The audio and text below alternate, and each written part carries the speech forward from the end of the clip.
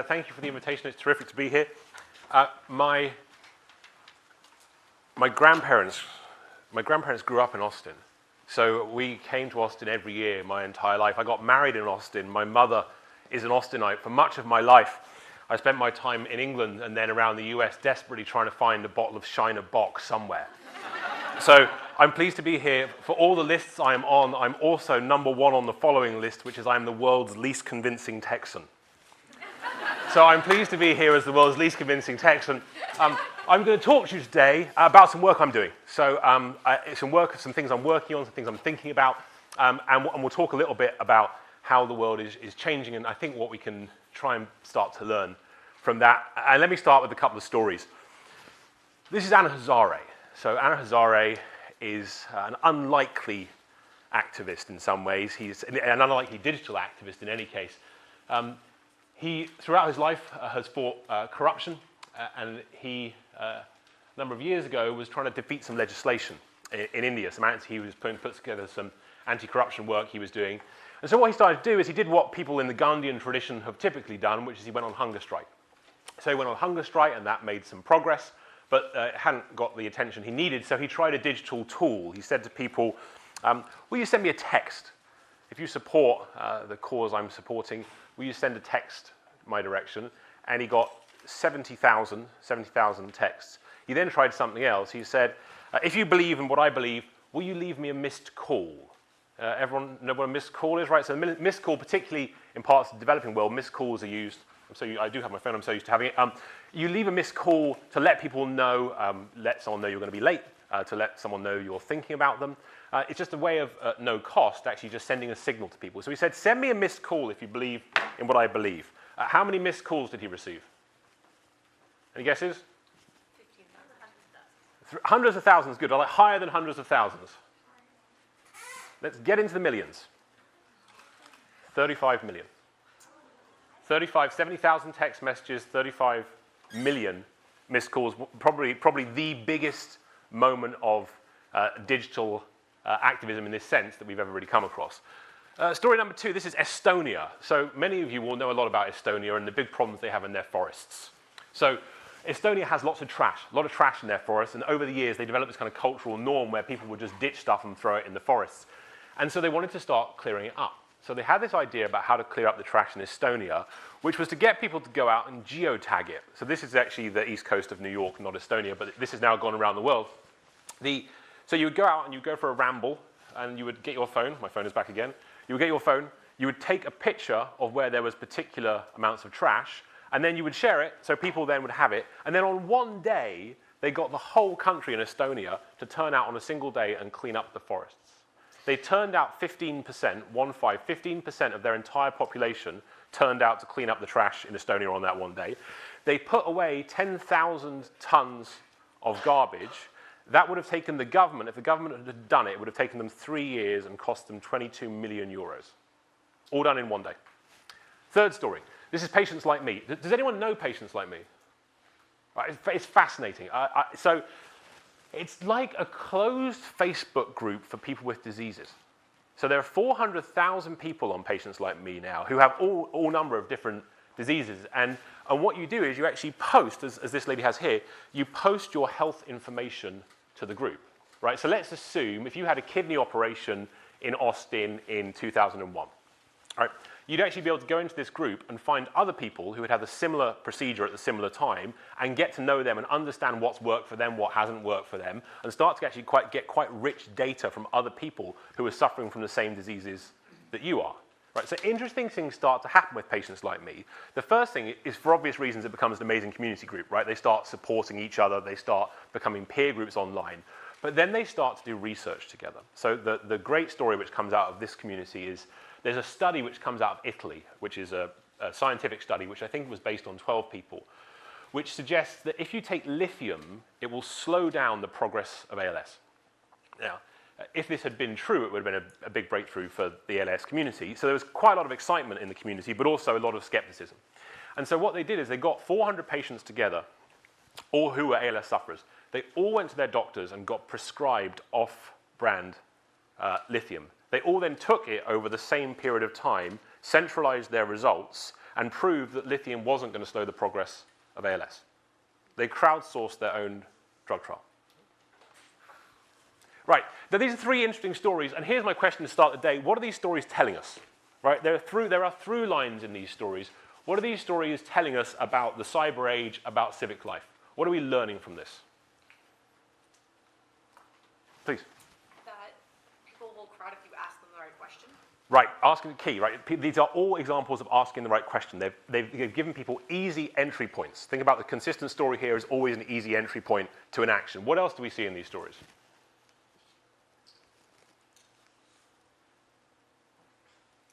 Please. Yeah, 100%, right? All of these stories aren't about singular moments of people. It's about people tying together and connecting in more meaningful ways. These kinds of surges of enthusiasm and community which come up around each of these movements. One more. What other thing do we see in all of these stories so far? Please. Initiative, right? These are all in a way, every single one of these stories is, every one of these people, when they began this, had someone saying this isn't going to work. Right? These are all stories of people trying something new and then working out how to get community behaving in different ways. So we've been thinking a lot. My friend Jeremy Hymans, who co-founded Vaz and did a lot of work in this space too, we've been thinking a lot about these kinds of stories and what they all mean. And the argument I'm going to make to you today is how we ought to be thinking about these kinds of shifts. And then I'll talk about what this really means for the world at large. So I'm going to talk a little bit some theory we've been working on, and then I'm going to talk to you in practice about how you build campaigns like these. So the argument we've made is this. The shift we're thinking about really isn't best viewed in technological terms. It's not about how technology is changing, but it's how we think about a shift in power taking place in the world. So we are moving from a world that we think of as the old power world, right? So the old power world we all know pretty well, right? Power was held by few. Power wanted to download, it wanted to command, it wanted to tell the world what to do. It was very leader-driven. As Erica talked about this morning, the old power world had this sense of it was about a small number of heroes. It was very closed. And what that's being challenged by is the emergence and opening up of what we think of as the new power world. So the new power world, which we saw in the stories at the start, power is made by many. Power exists because people want to upload. They want to add their own opinion. I see across this room already people tweeting, right? Even the existence in a university like this, the experience has gone from download, which is someone stands at the front and shares their wisdom, to upload, which is we create ideas which then people in the moment are actually riffing on. A new power, of course, is much more peer-driven. It's much more about sharing. If you want one easy frame to think about this, the old power world, power was a currency. It was zero sum. I've got it, you haven't. In a new power world, power is much more like a current. It's something that is flowing. You can never quite own it, but if you can shift it, if you can shape that power, then you can push the world in the direction of the outcomes you're looking for. Different way of thinking about this. You're probably too young. I realize you're probably too young. I've aged out. This is the last year I'll be on a 40 under 40 list. So does anyone know what this is? Oh, thank goodness, there's hope for the world. This is Tetris. Tetris is how the old power world behaved, right? So think about this is the most popular game in the world. The functionality of Tetris, it was literally top down, right? It was dropping blocks on people's heads, and your job was simply to make everything fit into neat lines, right? And as long as you kept putting things in neat lines, you could keep succeeding, and all that would happen is eventually it would go too quickly and you'd collapse. The new power world behaves very differently. Does anyone know what this is? We're going to do much better with this, I hope. This is Minecraft, right? So the new power world behaves like Minecraft. So if old power is Tetris, right, we drop things on people's heads and they have to fit them into neat lines, the new power world is behaving like Minecraft. Then what we're actually doing is we're saying we need to use these blocks to build collaboratively and build together. Minecraft is literally bottom up, right? You build it from the bottom up. It is designed to be co-created by people around the world. Rather brilliantly on Minecraft, they created the entire state of Norway. Co-created by its citizens, they actually laid out the entire state of Norway, and even more brilliantly, some naughty Americans then came in and put the US flag, which I thought was a profound moment of civic life and engagement. So we are shifting from a world and a model of thinking, and you know, Erica's story earlier about thinking about different generations of activists, right? There is this old power mindset, which is a certain number of people who it's my job, it's my agency, it's my chair at the table. Then there is a new generation of people who are saying, we need a lot more chairs. Right? We actually want to co-create in meaningful ways. So we are shifting from a world which thinks like Tetris to things like Minecraft. Three things I want to say that new power is not. Number one, it's not your Facebook page, right? We need to get beyond this idea that new power is just somehow being on social media. I will be back to our friends at Facebook later for some concerns I have around civic life in general, and especially Facebook. Number two, new power is not the inevitable victor, right? We are easily seduced by the idea that somehow this kind of collaborative utopia will emerge and everything will be fair. Who here has heard all these stories about the world being democratized, right? Every day of our lives, someone will tell you it's being democratized. Yet it's been a terrible decade for democracy. The last 10 years, by most measures, actually democracy has weakened in lots of ways. Too often, when you hear the word democratization, what people really mean is more people have iPhones, right? Those are not the same thing. Number three, new power is not inherently positive. Who can give me an example of a very negative example of new power in the world right now? This is non-partisan, so I can't nod my head enthusiastically. So I won't. Facebook, Donald Trump, right? One more. We've been thinking a lot about this recently. ISIS.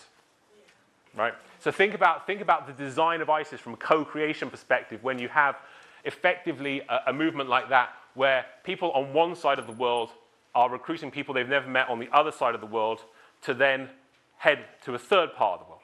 Right? Think about how that works in a sideways way. Think about the way that they've mastered social media, and you'll realize that the way that civic life is being shifted by new power isn't just stories of happy Estonians clearing the forests, right? It's also a story about how people can shift the world to some very negative places. So as we thought about this, what we were trying to do is say, okay, we all kind of recognize these themes, right? You'll hear this throughout the day. You'll hear, there'll be a through line today through a lot of what people are talking about. And what we really tried to do as practitioners, right? We are not, neither of us are academics. We do this work for a living. How do you actually put a frame around it that people can understand what's really changing? So we started trying to lay out this shift from what we think of as kind of old power values to what we think of as new power values. And let me run through a couple just to give you a sense of kind of where our thinking is here. In the old power world, it's very managerial, it was very exclusive, it was very much about professionalism and confidentiality. It was very much about kind of long-term affiliation. Think United Way, think synagogue, think church membership, right? In the new power world, there's kind of this really interesting counter-narrative emerging, where it's much more about opt-in decision-making, it's much more about open-source collaboration, about radical transparency, this idea of maker culture, that people want to create things on their own terms, and this kind of short-term conditional affiliation. We were having a conversation this morning about this. You think about one of the really interesting shifts over the last 20 years has been how many people now don't associate with established religions in the way that they used to, right? They just don't have the same connections to these old power frames. So as you think about the worlds that you're working in, you think about civic life, one frame for this is to try and say, okay, are we seeing organizations and people who are displaying old power values? Or are we seeing people who have new power values? What does that clash and what does that tension mean for us, especially when a lot of people on the side of the angels are defaulting to old power values? Right? A lot of the institutions who have been the most important to civic life in this country, a lot of them have been built on and by and for old power thinking. Right? They are not going to be the best people in the world at shifting towards new power. And I'll give you one practical example of how this shift is coming around in a new generation, which is to tell a brief story about my son, who is 4 years old, and this happened last year when he was 3. So we live in New York City, and I work on one side of the park, and we live on the other side of the park. And so when I'm taking him to school, we take a bus most of the time. But there are moments, I will admit to you as my new friends, things get a bit quick in the morning, I have to take an Uber. So I take him to school in an Uber. So he goes to school in my Uber, and his grandfather was in town from England one day. I was out of town, and he was taking Josiah to school and used my Uber account. And so he lives in England, he was trying to be a good grandfather, and halfway across the park, Josiah, my son, turns to the driver and says, "Excuse me, Mr. Uber," because he's British, and he has those kinds of manners. He says, "Excuse me, Mr. Uber, do you have wrecking?" And the Uber driver looks confused. And Josiah says, "Excuse me, do you have wrecking?" And my father's saying, what do you want, Josiah? Do you have wrecking? And anyone here who knows 3-year-olds knows that if they aren't being understood, they get quite upset quite quickly. So by the end of this car ride, Young Josiah is in tears. My father is feeling like he's a dreadful grandfather. The Uber driver is thinking, no stars, no stars, no stars. And in the evening, my dad says to me, look, what went wrong? What happened today? Why did this go so horribly off the rails? And I said, I know exactly what went wrong. He said, what did Josiah want? And I said, I tell you what he wanted. And what he wanted was this. He knows that on my phone, there is a Spotify app which connects to the Uber app. And he knows if I'm feeling particularly indulgent, I'll let him choose the music in the car. So he was queuing up his favorite song, which is Wrecking Ball by Miley Cyrus. Now, the reason that's an important story, he is 3 years old, and he has an expectation of participation. At 3 years old, the feedback loops in his life have already convinced him that he ought to be able to shape the world in the direction he wants it to go. That's a classic new power value, right? He is part of that maker culture, as many of you will be, which is your answer to these problems isn't going to be wait until someone tells you to stand in a line and help. The answer to this problem is how can I create it in a meaningful way? So we wrote about this for Harvard Business Review, and I don't think you're actually legally allowed to write for Harvard Business Review unless you do a 2x2 matrix. So this was ours, which was to try and say, okay, if we're going to think about this work, how do we map it in an interesting way, right? So how do we map this work so we can start to think more deeply about how institutions and leaders think about old power, new power, both from a models perspective and a values perspective. So let me give you let me just walk you through kind of what we've been thinking about here. So from a model perspective, okay, this is, the old power model, new power model. Do you have the capacity to kind of get to mass mobilization, to get to peer collaboration? Can you engage people at that kind of scale? And along the bottom, we're tracking old power values and new power values. So the slide we just came from, which is, are you an institution which is kind of defaulting to these command and control behaviors, or are you genuinely engaging with the crowd in interesting and meaningful ways? So let's just talk through a couple of examples. One which Eric talked about was the Obama campaign, right? So the Obama campaign, we all remember, we are the change we are waiting for, right? We all remember, yes, we can. We all remember this kind of very decentralized campaign. One of the interesting critiques of the Obama presidency would be that all the energy they had when they were campaigning actually dissipated in office, right? So they asked so much of people as they were campaigning. In office, I got a lot of emails which said dinner, ? Which really meant, will you fundraise for us? But there weren't a lot of moments where people were meaningfully engaged in office. To take another example, let's look at an organization like The Guardian, which I think is really interesting because they're an older institution, they're struggling a lot right now, but couldn't be more important from a kind of point of view of civic life, right? You think about a contribution of an organization like The Guardian, who were founded to repeal the Corn Laws, right? So they have been fighting work in civic life for a long time.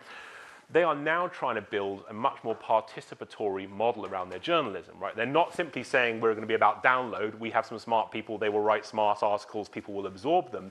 They're thinking about how do you build communities around the issues we care about most. They've done a lot of work in this country, actually, around incarceration and actually getting their audience to engage with them in making sure that they're fighting those kinds of battles. So you see in this corner those organizations who still have kind of old power models, but they're beginning to demonstrate new power values. And then in the top left, I think what I would think of as the most dangerous quadrant, you see people like Uber and Facebook, where you have this really interesting tension between the fact you have these amazing new power models. Think about Facebook, 1.6 billion people now regularly using Facebook. The most amazing engagement engine in the world. But are the values old power or new power? Are these old power values or new power values? The language of Facebook is always about open and connected. We'll hear that a lot. Every speech will start with open and connected. But there are real questions about, actually, when it comes down to it, how they think about governance, how they think about structure, how they think about data, how they think about privacy. So as we think about all these issues around civic life, I think one of the really interesting challenges for this room as practitioners is we're now beginning to engage with quite a lot of these big ethical questions around what it means for these big platforms to be entering the civic space as meaningfully as they have. Maybe I'll finish with one just here because I think it's interesting, which is Apple. So Apple is an old power organization, old power values, old power model, doing terrifically well. Right? One of the fallacies is that only people who are doing brilliantly well at the top right will succeed forever. But actually the truth of it is there are lots of spots on this grid where you can make a lot of strategic sense. Okay, that was a bit of theory. I want to now talk about practice, right? So how do you do this work? So that was the theory section. I'm going to talk to you now about a campaign that we built called Giving Tuesday, which put a lot of these ideas into action, and I think helps us think about some of the things that we can do to think a bit more structurally about civic life in the digital age. So we all knew about Black Friday, we all knew about Cyber Monday. Neither of those days were telling a story, I think, certainly about citizenry at its best, right? We saw the stories of people fighting outside supermarkets and the big scrabbles for flat screen TVs. So the idea behind Giving Tuesday was simple, which was Black Friday, Cyber Monday, Giving Tuesday. After 2 days that are about consumption, could you create a day that was about community? Could you create a day where people, rather than turning inward for things we wanted to buy for ourselves, could you get people to turn outward to think more broadly about the world at large? So last year was the fourth year. It raised $116 million. That's actually 125 now online. We think many multiples of that offline, much harder to measure. 1 million gifts in total. It was small gifts. It was $100 a time. It did very well on social media, trended #1 all day. These are vanity metrics, but they're important. And then went around the world. So Giving Tuesday is now scaled around the world in meaningful ways. I just came back from Brazil, where they've turned Giving Tuesday into Dia da Doar. It's a horrible pronunciation. They made me stop saying that when I was there because I've mangled it so badly. But it means Day of Giving. So it's 71 countries around the world now. Giving Tuesday is taking place in a meaningful way. This is Brazil, where I just come from. This is Giving Tuesday in Kenya. Actually, Tanzania launched today. This is Giving Tuesday in Singapore, where they turned it into a whole week. So in Singapore, Giving Tuesday became a whole week of volunteering, plus they do gifts in restaurants. If you're going to restaurants in Singapore, apparently you can make a gift in restaurants. And so all of this work came from some thinking we have been doing around how you invite people to participate. And we began this morning with the through line in the stories I told. How do you make it easy for people to kind of engage with the work you're doing? So this is something that Jeremy and I put together called the participation scale, which really says, how do you ask people to engage in your work? How are you inviting them to participate in whatever it is you care about doing? So I'm going to walk you through Giving Tuesday, looking at each of these steps, and reminding you that in the old power world, we didn't really ask much more than this. Right? In the old power world, we really asked people to consume, but we didn't really often ask them to do much more. The way to make change in the new power world is to push them up this scale. So let's start with sharing. So with Giving Tuesday, we saw a lot of interesting things like this, that people like Malala pushing Giving Tuesday, Justin Timberlake, Ellen DeGeneres, Madeleine Albright, all of which was terrific. And we're very grateful, and it helped. But none of it was as important as this. So this lady here, I may not be famous, I don't have $1 million, but I can help change lives on Giving Tuesday, right? So one of the interesting research about how ideas spread, if you think about how ideas are spreading, there are moments when it really helps for Beyonce to tweet, right? There is no question that's true.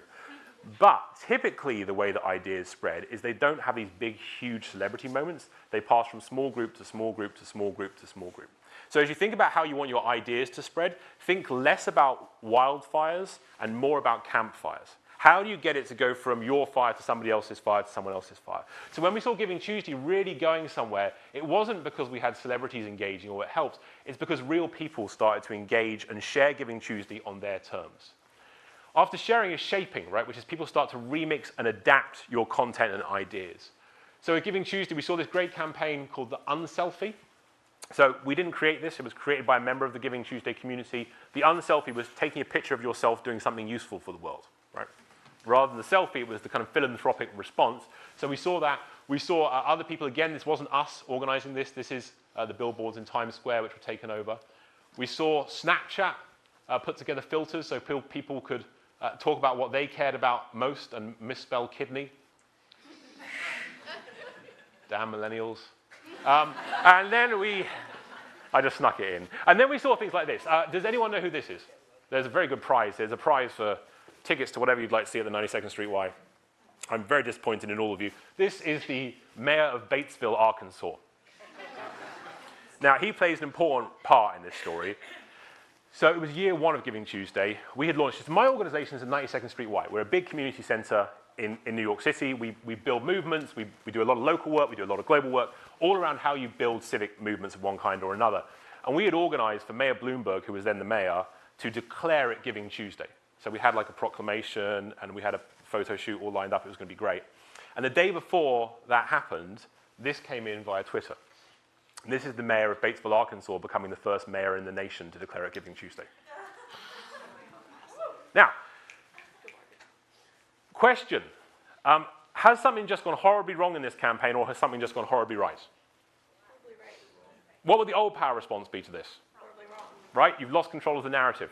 Right? You've lost control of the narrative. It's a disaster. What can happen? The new power is this is exactly the kind of organic behavior you're looking to see. You will hear a lot of people at the moment talking about movements. Right? You literally can't move people talking about movements and building movements.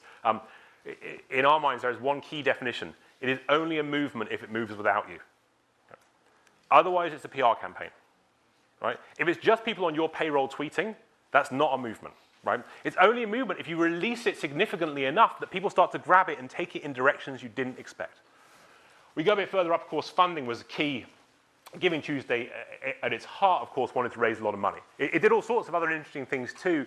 For example, last year was the biggest online organ donation in history on Giving Tuesday. They had all number of blood banks did very well, but money was at the heart of it too. We saw some really interesting techniques. So this was the University of Michigan. They turned Giving Tuesday into Giving Blue Day. They raised $4.3 million last year. Their original goal had been $1 million. The reason they did that was because they got their whole community to mobilize around Giving Tuesday. Another question. In the old power world, if someone had taken your brand Giving Tuesday and turned it into Giving Blue Day, what would you do? Sue them. Cease and desist, right? You would get your lawyers writing letters. In the new power world, you need to build ideas that are extensible.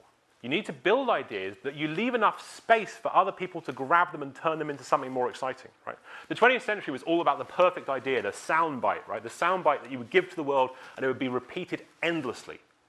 In the 21st century, the skill is creating the meme drop, right? How do you do the meme drop, which you can drop into the world and people will start to grab it and make it their own, right? And so Giving Tuesday was designed not to be a soundbite, but to be a meme drop. It was designed so as that people could grab it and turn it into something new.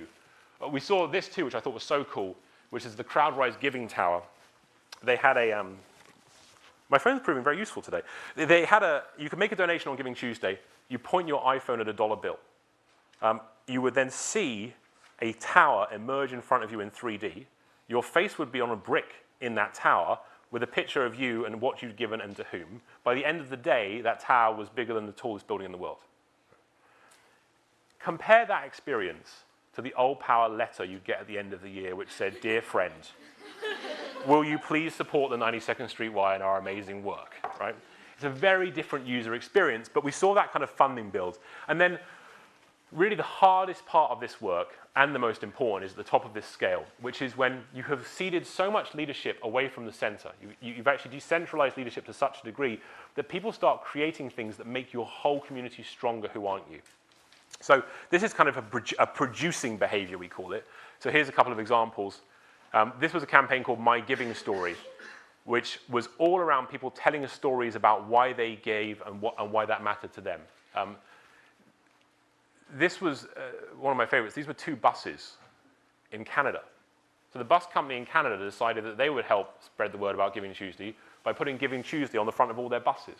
Now, where these buses ended up, I don't know on the day, but pretty amazing to think that they grabbed this idea and they thought we can support this by putting us on the front of all the things that we do. And the most interesting thing we've seen with Giving Tuesday, and I just saw a tweet before I started speaking from Houston, where people are getting together groups of nonprofits and activists and social enterprises to spend time learning together to work on Giving Tuesday campaigns. Right? So the movement actually starts to learn by itself and they start to teach things and share information. And what we've seen interesting globally, if you look at the Giving Tuesday Brazil website and you look at the Giving Tuesday Australia website, they'll look very similar for a reason, which is one of them gifted the other the code. Right?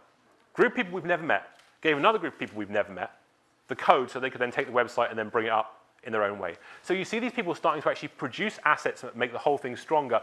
And then at the very top of this is co-ownership, right? So how do you co-own things together?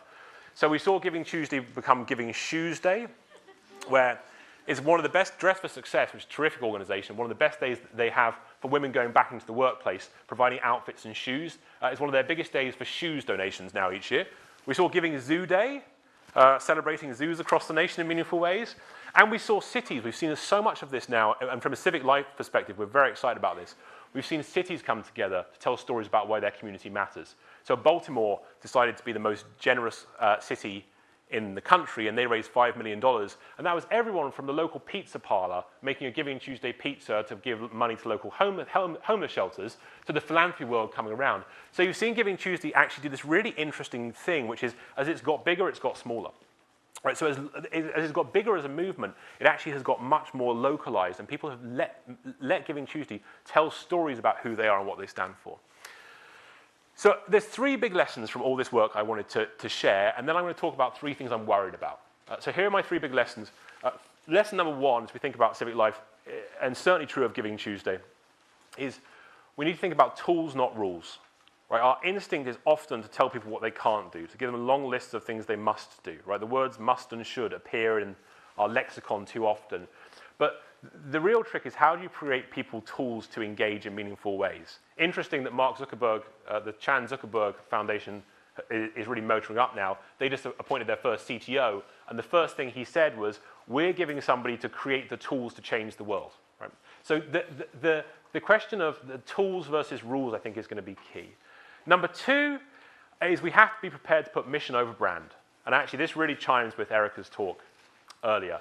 So my organization is the 92nd Street Y. We're an $80 million budget. Right? I raise money in New York City. So I understand how important it is to get things flowing back to our organization.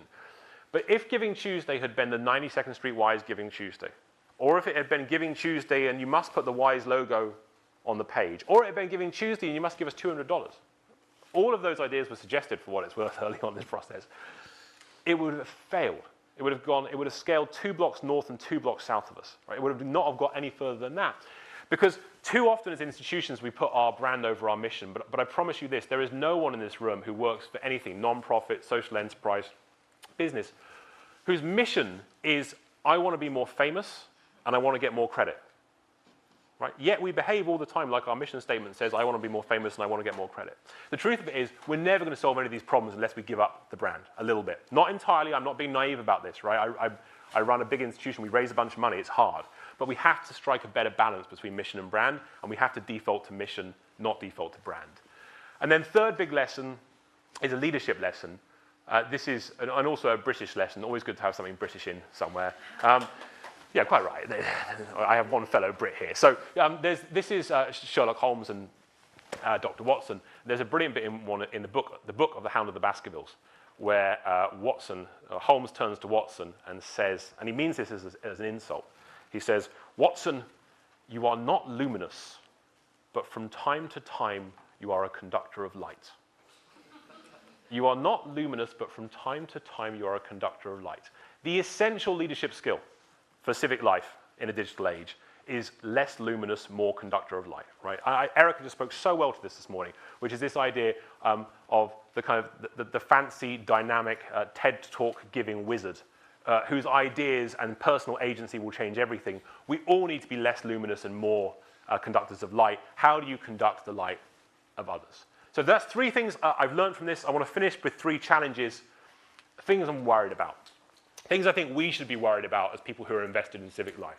So the first one, I think, is an interesting balance here in Austin, right? So this is me trying to get an Uber from here to go to the airport, not very successfully, right? So interesting that there's this interesting challenge between these new power and old power forces, which really is determining civic life, right? And at its worst, it becomes anti-innovation and anti-technology and anti-progress. And at its best, you hear a story about something like Ride Austin, which I was learning about last night, where you have this incredible new power model allied with some new power values that is doing amazing things here locally, as I understand it. And if anyone knows a lot about that and could teach me something about it today, it would be very helpful, because I'd really like to learn more about Ride Austin. So big challenge number one is the old power versus new power clash is getting big quick, and we're going to have to really get our heads around that. Big challenge number two. I don't think we talk enough about user experience in general, and especially as we think about civic life. But the truth of it is, so many of the battles ahead are going to be determined by who has the best UX. Right? Think about the decisions we make every day with. Well, let's do a bit of live research. Who here would be comfortable telling me who you're dating? Hands up. Okay, some, not very many. Who here would be happy telling me details about your family? Yeah, personal details about your family. Some hands. What about which way you're going to vote?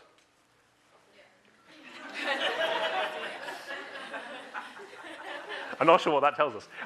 All right, interesting. Who here has given that information in one way or another to Facebook in the last 24 hours? Think about it, right? Think about what you've done.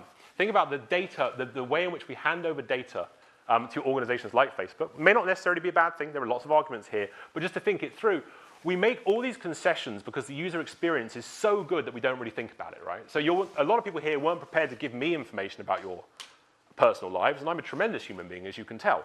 But equally, we're prepared to give this over to these platforms that live a very long way away from ourselves very quickly, and the reason for that is the user experience is so good. So one of the great challenges ahead is we think about the issues of equity and we think about issues of liberty. The thing which will determine them so often will be, do you create a good user experience or not? Right? Ride Austin, for example, if it can create a user experience which is comparable with Uber or Lyft, you can see it doing amazingly well. But if the user experience is no good, it's never going to catch up. So big fear number 2, I think, is around how we think about user experience, and are those on the side of the angels thinking enough about user experience? Because the wisest people I know and the people who have been working on some of the world's biggest problems for the longest, right, they are not people who know a lot about user experience. So we've got to work out how those two worlds fit together. Big challenge number 3 will end in Texas. So this is Lockhart, which has the best barbecue in the world. And I mean, I'm very fond. So this is the public square in Lockhart from, I guess, 100 years ago, 120 years ago. So here is my question for you. What is the public square in the cyber age? What is the digital version of the public square? Facebook, Twitter, Instagram, Snapchat. Terrific. Facebook, Twitter, Instagram, Snapchat. Who owns Facebook, Twitter, Instagram, Snapchat? So does that sound like a public square? Sounds like a private square to me, right? If you think in an interesting way, right? You think about, they do feel like public squares. They feel like public squares because we're all engaging with them, right? We're all sharing our views, but those are not public squares. Those are private squares on which we're chatting. Any other suggestions? What is the digital equivalent of the public square? Reddit, good, yeah, Reddit, owned by Condé Nast. Although I think actually Reddit is actually a better example. I really do think Reddit's a better example of a public square. I think it's closer, but some ownership questions there. I'm being a bit naughty because I actually have an answer on this, which I think is quite a depressing one. Any other suggestions, please? Either BuzzFeed or the Odyssey. BuzzFeed or the Odyssey? BuzzFeed owned by a small number of people, right? BuzzFeed is owned by a very small ownership stake of people in New York. I don't know what the Odyssey is. So there are some people here who don't know what Odyssey is because they aren't cool enough. So the Odyssey is very similar to BuzzFeed, but in the sense that individuals, mostly college students, work on the Odyssey articles, can submit their articles, and they get the highest number of views or ratings or likes, and they get like a $2 cash credit at the end of the month. So it's not like based on salary; it's just based on either wanting experience to write or just thinking that it's fun to share that. Terrific. I'm going to look at that afterwards. But again, not the most compelling answer that it's a public square, right? It's a private company allowing lots of conversation. 2 more? But isn't a public square owned by the government? Great question. There we are. Some libertarians in the room. So always good, always welcome. Is the public square owned by the government? If you believe the government is for the people, then you would probably be able to make the argument that a public square, even intermediated by government, belongs to the people. Although I think it's a good argument, and I appreciate you bringing it up too. Last one. If we could continue to complicate the point, because you're very receptive to that. I mean, did everyone have access to the public Terrific. in Lockhart, Texas? Terrific. So I don't want to romanticize the public square. And actually, there's not a better note to finish on than that. We don't want to romanticize too much, right? Because one of the great challenges of this time is we leap to the extremes. Everything's perfect because we've all got iPhones. Everything's dreadful because we waste our time on BuzzFeed, right? That neither of those views are actually very helpful because this is all much more nuanced at this point. And I think the point is very well made that the public square of Lockhart 120 years ago was exclusionary in lots of ways. But the central point I want to get us to here, and it's a tough one, is you could argue, I'm not sure I'm quite there yet, but I'm close. You could argue that there simply isn't a public square anymore. You could argue that there actually isn't a place where we intermediate in the digital world, which is collectively owned and collectively shared and is supported in the long term for the best interest of our society. You could make that argument with notable exceptions like Wikipedia. I think that would be an interesting counterpoint. But as we think about what comes next with this, I've been wrestling with this idea in my mind, which is if we think about civic life, we are going to have to work out how we rebuild a public square which is more accessible, which is collaborative, which is co-owned. Because if we don't have a public space that is the sum of all of us, if we don't have a public space which is connecting us in some ways, I think we have some quite deep concerns. And interestingly, Tim Berners-Lee, who, more than anyone, I suppose, began all this, one of the projects he's been working the most on recently is how you re-decentralize the internet. Re-decentralize the internet, which is what's so interesting about this period. We had this flourishing of activity. It all got centralized. The question next for civic life is how do we re-decentralize? I think that's a good note to finish on, and I think we have 5 minutes for questions. Thank you so much.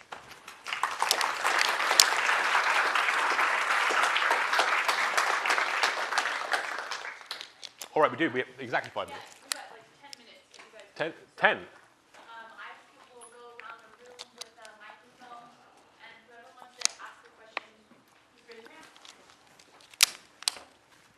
No questions.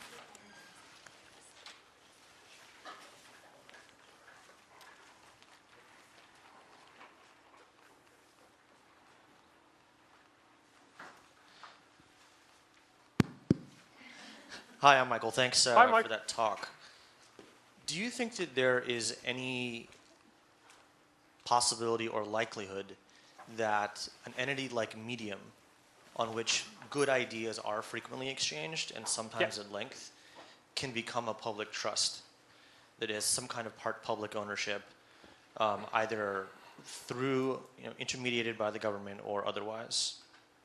Yeah, I think what's interesting now is, so there's an interesting question about governance structures, which is emerging now, which is how are these things ultimately, what we've seen is, we've seen some organizations which do very well with new power engagement, but default to old power governance structures, right? So they're engaging lots of people, but they're still owned by a very small number of people.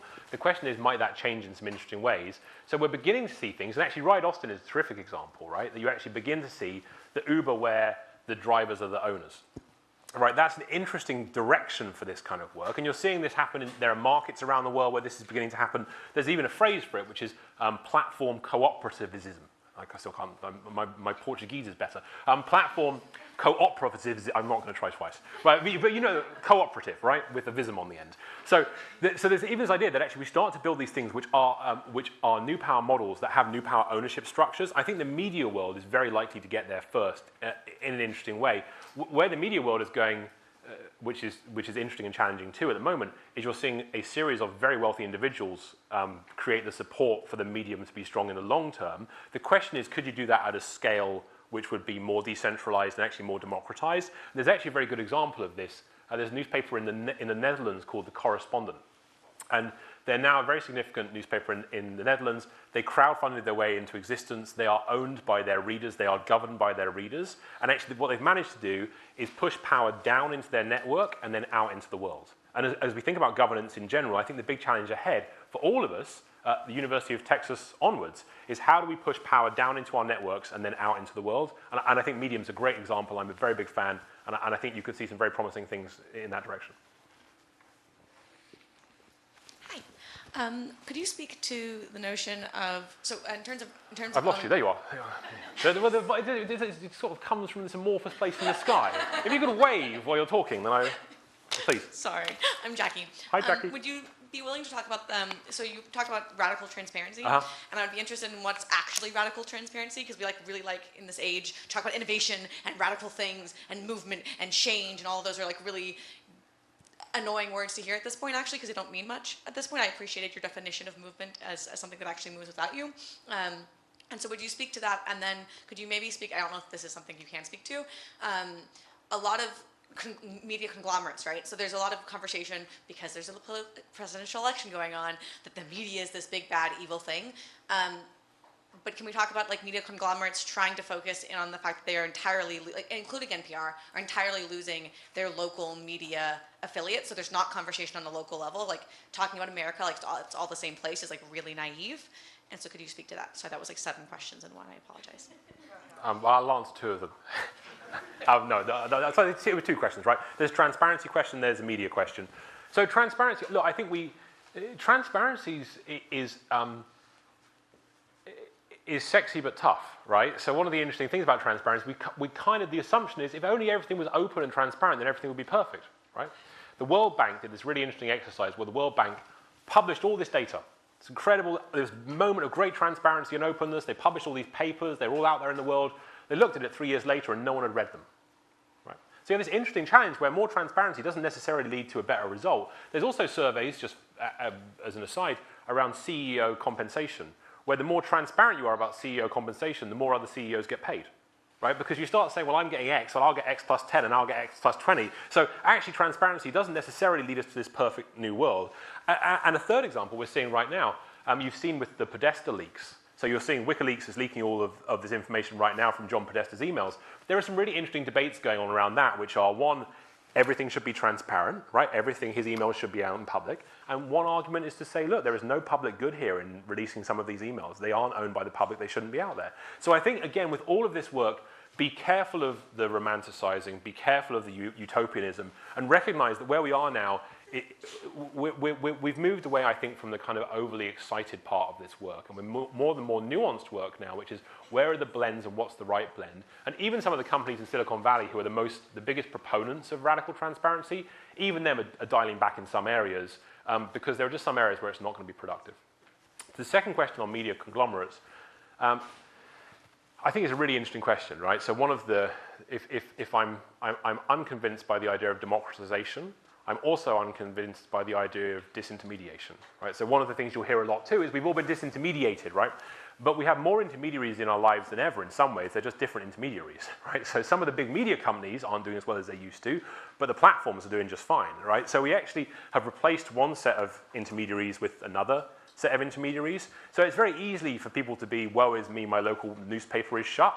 But in its place, there are new opportunities coming along. And this is where I think things like Medium or Ride Austin, it's when I think these kind of moments of new power models with new power values that are intended for the civic good, I think that's why those experiments are going to become so important, because we need something other than just handing over all of the civic space to these kind of platform hegemons, right, who just grab the space, suck it all up, and we all live in their world. That can't be the right outcome for civic society.